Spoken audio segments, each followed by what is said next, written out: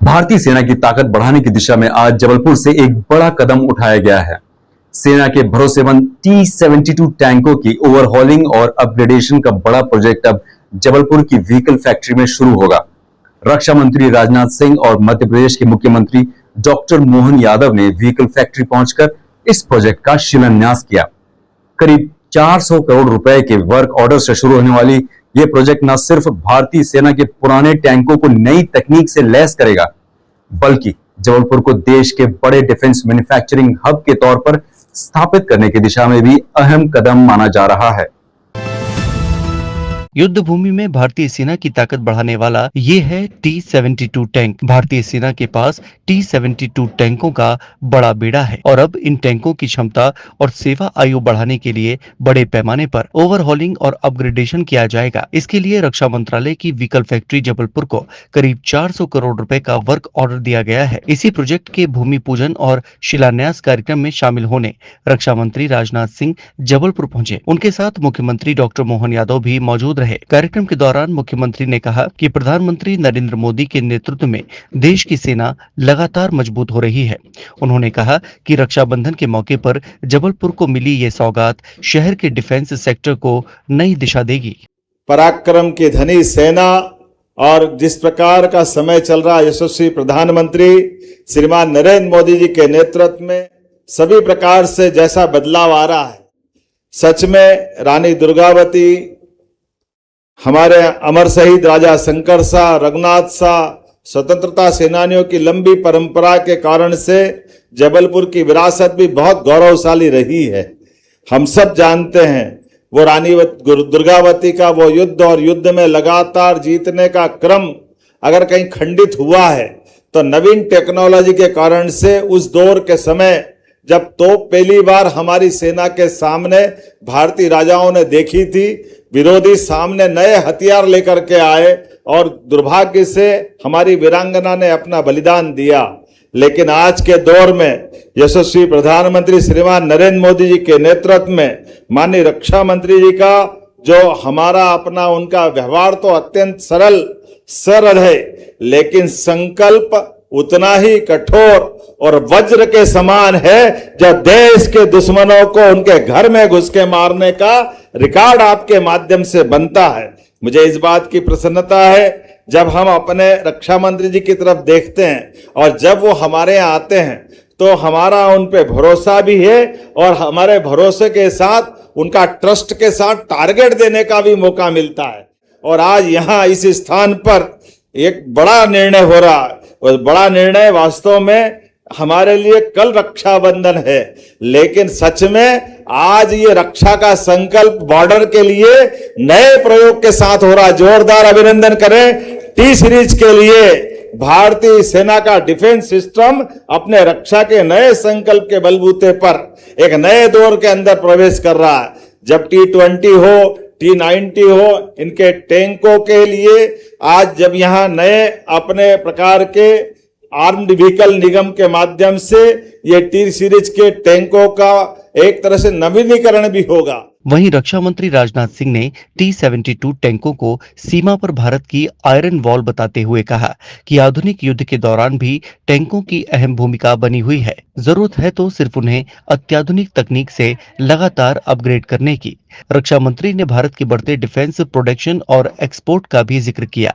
उन्होंने कहा कि 2014 में देश का डिफेंस प्रोडक्शन करीब 46,000 करोड़ रुपए था, जो अब बढ़कर करीब 1,80,000 करोड़ रुपए तक पहुंच गया है। वहीं डिफेंस एक्सपोर्ट भी 2014 के करीब 1,000 करोड़ रुपए से बढ़कर लगभग 39,000 करोड़ रुपए तक पहुंच गया है। रक्षा मंत्री ने डिफेंस एक्सपोर्ट को जल्द 50,000 करोड़ रुपए तक पहुंचाने का लक्ष्य भी सामने रखा। राजनाथ सिंह ने कहा कि आत्मनिर्भर भारत अभियान के तहत भारत रक्षा उत्पादन के क्षेत्र में भी तेजी से आत्मनिर्भर बन रहा है और इसी दिशा में जबलपुर को डिफेंस मैन्युफैक्चरिंग हब के रूप में विकसित करने पर जोर दिया जा रहा है। साथियों, आज जिस फैसिलिटी का हम यहां भूमि पूजन आज किया है, यह प्रोजेक्ट कोई सामान्य प्रोजेक्ट नहीं है। यह अपने आप में भारत की बढ़ती हुई टेक्नोलॉजिकल कॉन्शसनेस, हमारी इंडस्ट्रियल कैपेबिलिटी और डिफेंस सेक्टर में हमारे बढ़ते कॉन्फिडेंस की एक यह नई मिसाल है। यह प्रोजेक्ट हमारे उन सैनिकों के लिए एक वरदान सिद्ध होगी जो इन टैंक्स के सहारे दुश्मनों को नेस्त नाबूद कर देते हैं। और सबसे बड़ी बात यह है कि यह प्रोजेक्ट जबलपुर और आसपास के क्षेत्रों के स्थानीय लोग, हमारे किसान, हमारे मजदूर, हमारे नौजवान, हमारे छोटे उद्यमी के जीवन में भी समृद्धि और रोजगार के नए दरवाजे भी खोलने वाला है। साथियों, आजकल की दुनिया में क्या चल रहा है, दुनिया किस तरह की स्थिति से गुजर रही है, मैं समझता हूं यह चीजें किसी से छिपी नहीं है। टेलीविजन पर बैठकर खबरें देखते हुए एक आदमी भी यह आराम से समझ सकता है कि किस तरह से दुनिया में, खासकर रक्षा क्षेत्र में, नई नई टेक्नोलॉजी आ रही हैं। ड्रोन्स और मिसाइल्स की बातें अब बहुत सी विशिष्ट जगहों से बाहर निकलकर आम जनता के बीच भी पहुंच चुकी हैं। यानी लगभग सभी लोग जानते हैं कि यह जमाना युद्ध में नई टेक्नोलॉजीज का है। पुराने तौर तरीकों से जीतने वाली लड़ाई लड़ना यह संभव नहीं है। ऐसे में जब हम लोग आज टैंक की बात कर रहे हैं तो जाहिर सी बात है कि मन में सवाल उठता होगा कि आज के जमाने में जब ड्रोन्स और मिसाइल्स हैं तो टैंक्स की जरूरत क्या है। कुछ एक्सपर्ट तो यह भी मानते हैं कि टैंक्स अब पुराने पड़ गए हैं, अब उनका जमाना तो समाप्त हो गया है। लेकिन मेरा विचार इससे थोड़ा अलग है। आज के समय में मैं मानता हूं साथियों, वॉरफेयर का कैरेक्टर जरूर बदला है। ड्रोन्स हैं, प्रिसीजन गाइडेड वेपन्स हैं, मिसाइल्स हैं, सैटेलाइट्स हैं, आर्टिफिशियल इंटेलिजेंस है, साइबर वॉरफेयर है। लेकिन इसका अर्थ यह नहीं है कि टैंक्स की प्रासंगिकता समाप्त हो गई है। आज भी टैंक्स की प्रासंगिकता बनी हुई है, यह मैं विश्वास के साथ कहता हूं। फील्ड पर जाकर जो कुछ भी मैंने देखा है और अपने जवानों से बातचीत करने के बाद मैं जिस नतीजे पर पहुंचा हूं, आधुनिक वॉरफेयर में किसी एक प्लेटफॉर्म की नहीं है, बल्कि कंबाइंड कैपेबिलिटी की आवश्यकता होती है। Tank, infantry, artillery, drones, air power, surveillance और प्रिसीजन वेपन्स, ये सारे के सारे मिलकर एक इंटीग्रेटेड कम्बैट सिस्टम बनाते हैं। और इस प्रकार एक प्रैक्टिकल उदाहरण हमारी सेना द्वारा इंटीग्रेटेड बैटल ग्रुप के रूप में प्रस्तुत भी किया गया है। सबकी अपनी स्ट्रेंथ होती है, इस सच्चाई को कोई नकार नहीं सकता। जैसे टैंक की सबसे बड़ी स्ट्रेंथ होती है उसकी मोबिलिटी, प्रोटेक्शन और फायर पावर का कॉम्बिनेशन। वह कठिन टेरेन में भी सैनिकों को प्रोटेक्टेड मोबिलिटी देता है। साथ ही टैंक्स ग्राउंड ऑपरेशंस में डिसाइसिव रोल भी निभा सकते हैं और निभाते हैं। इसलिए आज की आवश्यकता टैंक को समाप्त करने की नहीं है, बल्कि उसे मॉडर्नाइज करने की है। उसे बेहतर सेंसर्स और मॉडर्न बैटलफील्ड रिक्वायरमेंट्स के अनुरूप उसकी क्षमता, उसकी कैपेबिलिटी से इक्विप करने की जरूरत है। यह किसी एक वेपन सिस्टम बनाम दूसरे वेपन सिस्टम की लड़ाई नहीं है, यह पूरे कम्बैट सिस्टम की लड़ाई है। इस पूरे सिस्टम में टैंक का रोल मैं मानता हूं आज भी महत्वपूर्ण है। इस सच्चाई को कोई नकार नहीं सकता। यानी टैंक का रोल समाप्त नहीं हुआ है, टैंक का रोल इवॉल्व हो रहा है, विकसित हो रहा है। यानी टेक्नोलॉजी बदल रही है, युद्ध का कैरेक्टर बदल रहा है, लेकिन जमीनी लड़ाई, ग्राउंड कम्बैट जिसे बोलते हैं, ग्राउंड कम्बैट में टैंक्स की आवश्यकता आज भी समाप्त नहीं हुई है। और यही बात हमारी डिफेंस पॉलिसी को भी गाइड कर रही है। और हमारी अप्रोच किसी एक प्लेटफॉर्म को दूसरे प्लेटफॉर्म का सब्स्टिट्यूट मानना नहीं है। हमें ड्रोन भी चाहिए, हमें मिसाइल भी चाहिए, हमें आर्टिलरी भी चाहिए, हमें इलेक्ट्रॉनिक वॉरफेयर भी चाहिए, हमें एनर्जी वेपन्स भी चाहिए, और हमें मॉडर्नाइज्ड टैंक्स भी चाहिए। और हमें यह तय नहीं करना है कि टैंक चाहिए या ड्रोन।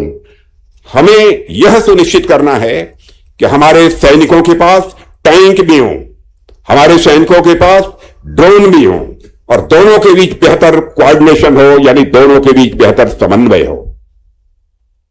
मुझे विश्वास है कि जबलपुर की यह फैसिलिटी आने वाले समय में इसी विजन को आगे बढ़ाएगी।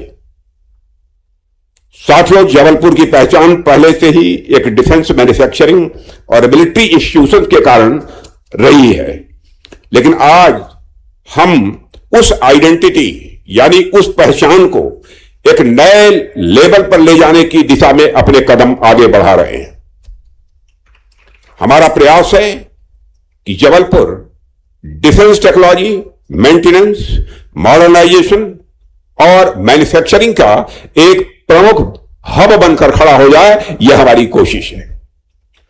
साथियों, मुझे विशेष रूप से यह प्रसन्नता है कि 472 करोड़ रुपए की लागत से बनने वाले इस प्रोजेक्ट में हमारे माननीय प्रधानमंत्री हमारे स्थानीय टैलेंट्स यानी हमारी स्थानीय प्रतिभाएं और टेक्निकल वर्कफोर्स को भी अवसर मिलेगा। हमारे नौजवानों में स्किल की कमी नहीं है। यह केवल मैं नहीं कह रहा हूं, दुनिया के दूसरे देशों के लोग इस सच्चाई को स्वीकार करते हैं कि भारत में के नौजवानों के अंदर टेक्निकल जो स्किल चाहिए उसकी कोई कमी नहीं है, बल्कि दुनिया के दूसरे देशों में जाकर अपनी स्किल से वो वहां पर करिश्मा कर रहे हैं। हमारे नौजवानों में कोई कमी नहीं है स्किल की, आवश्यकता है उन्हें अपॉर्चुनिटी, टेक्नोलॉजी और सही इकोसिस्टम देने की। जब ये तीनों चीजें हमारे नौजवानों को मिलेंगी तो वही नौजवान नेशन बिल्डिंग के सबसे इंपॉर्टेंट फैक्टर बनेंगे। आज दुनिया भारत को देखने का नजरिया दुनिया का बदल गया है और आज इसके पीछे आत्मनिर्भर भारत के लिए हमारे प्रयास जिम्मेदार हैं। भारत का रक्षा क्षेत्र अब आत्मनिर्भरता की ओर तेजी से अपने कदम आगे बढ़ा चुका है। यदि मैं आंकड़ों की बात करूं तो मुझे यह कहते हुए बेहद खुशी होती है कि भारत का रक्षा क्षेत्र अब पूर्ण रूप से आत्मनिर्भर होने की दिशा में अपने कदम आगे बढ़ा चुका है और हम आत्मनिर्भर बनकर रहेंगे। पिछले 10 वर्षों में आप सबने, हम सबने मिलकर जो परिश्रम किया है उसका परिणाम आज हमको देखने को मिल रहा है। 2014 में हमारा domestic defence production approximately 46,000 crore था, केवल 40,000 करोड़ था। यानी हम लोग हमेशा सिर्फ 46,000 का हथियार, अन्य साजो सामान बनाकर बहुत ही संतुष्ट हो जाते थे कि हमने करिश्मा कर दिया। लेकिन आज आपको जानकर खुशी होगी, आज वही डिफेंस प्रोडक्शन जो कभी केवल 46,000 करोड़ का होता था, वह अप्रॉक्सीमेटली 1,80,000 करोड़ रुपए तक पहुंच गया।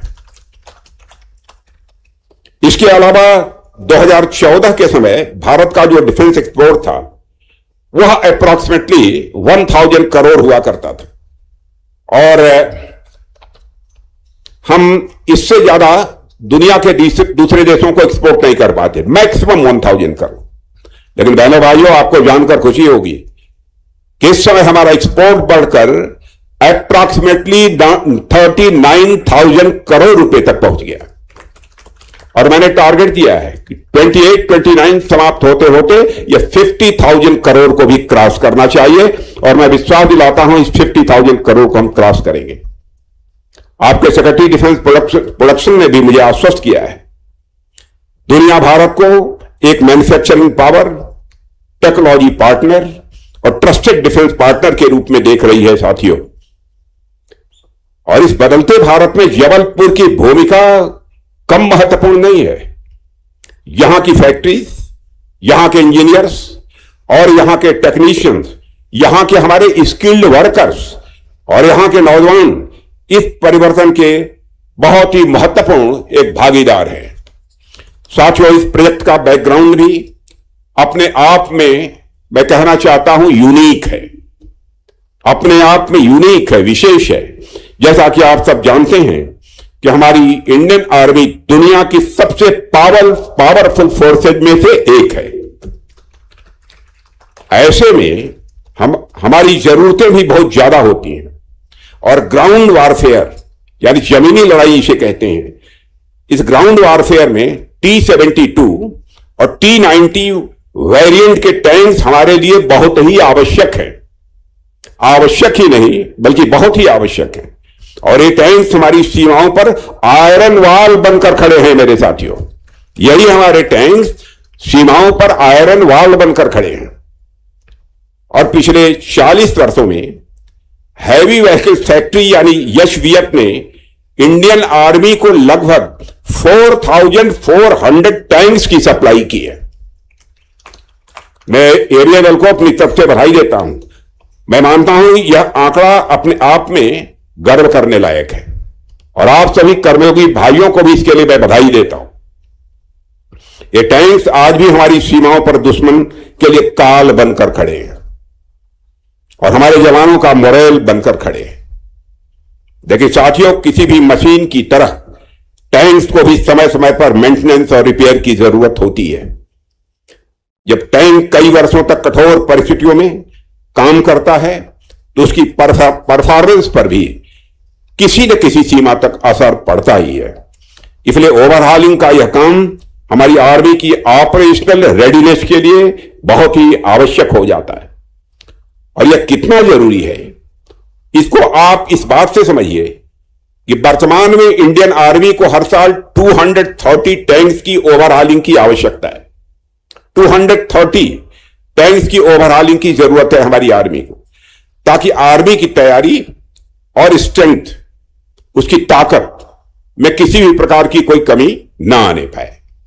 लेकिन हैवी व्हीकल फैक्ट्री अबाड़ी में अभी केवल 150 यानी 150 टैंक्स की ओवरहॉलिंग कैपेसिटी विकसित की गई है। यानी हर साल 80 टैंक्स की कैपेसिटी गैप रह जाती थी। यह गैप हमारी नेशनल सिक्योरिटी के लिए मैं मानता हूं एक बहुत बड़ी चुनौती थी और इस गैप को फिलअप करने के लिए, इस गैप को दूर करना, मैंने यह माना कि हमारी यह सरकार की यह रिस्पॉन्सिबिलिटी है, यह जिम्मेदारी है। और यही गैप दूर करने के लिए आज जबलपुर की धरती को चुना गया है मेरे बहनों भाइयों। आज इस प्रोजेक्ट का भूमि पूजन हुआ है और उसके तहत यहां जबलपुर में हर साल 80 टैंक्स की ओवरहॉलिंग की एडिशनल कैपेसिटी यानी अतिरिक्त क्षमता स्थापित की जाएगी। जब यह प्रोजेक्ट पूरा हो जाएगा तो एचवीएफ अबाड़ी की 150 टैंक्स की कैपेसिटी और वीएफजे की 80 टैंक्स की कैपेसिटी मिलकर हर साल 230 टैंक्स की ओवरहॉलिंग कर सकेंगे यहां पर। इससे हमारी आर्मी को अपनी जरूरत के अनुसार समय पर टैंक्स मिलने में सुविधा होगी। बात करें T-72 टैंक की तो भारतीय सेना के पास अब इस टैंक का 2000 से ज्यादा का बेड़ा है। अब सेना इन टैंकों को आधुनिक तकनीक से अपग्रेड करने की योजना पर काम कर रही है ताकि इसकी क्षमता और ऑपरेशनल लाइफ दोनों को बढ़ाया जा सके। T-72 में 125 मिलीमीटर की स्मूथ बोर गन के साथ ऑटोमेटिक लोडिंग सिस्टम होता है। इसके अलावा इसमें सहायक हथियार के तौर पर 7.62 मिलीमीटर की को एक्सल मशीन गन और 12.7 मिलीमीटर की मशीन गन भी लगी होती है। टैंक को 3 सदस्य संचालित करते हैं, ड्राइवर, गनर और कमांडर। करीब 42 टन वजनी ये टैंक लगभग 60 किलोमीटर प्रति घंटे की रफ्तार से चल सकता है। अब जबलपुर की व्हीकल फैक्ट्री में होने वाली ओवरहॉलिंग और अपग्रेडेशन में T-72 के बेड़े को नई क्षमता देने की तैयारी है। यानी जबलपुर में T-72 की ओवरहॉलिंग का ये प्रोजेक्ट सिर्फ सेना के लिए नहीं बल्कि पूरे शहर के डिफेंस सेक्टर के लिए भी बड़ा अवसर है। उम्मीद है कि इस प्रोजेक्ट के साथ जबलपुर देश के प्रमुख डिफेंस मैन्युफैक्चरिंग हब के तौर पर अपनी नई पहचान बनाएगा।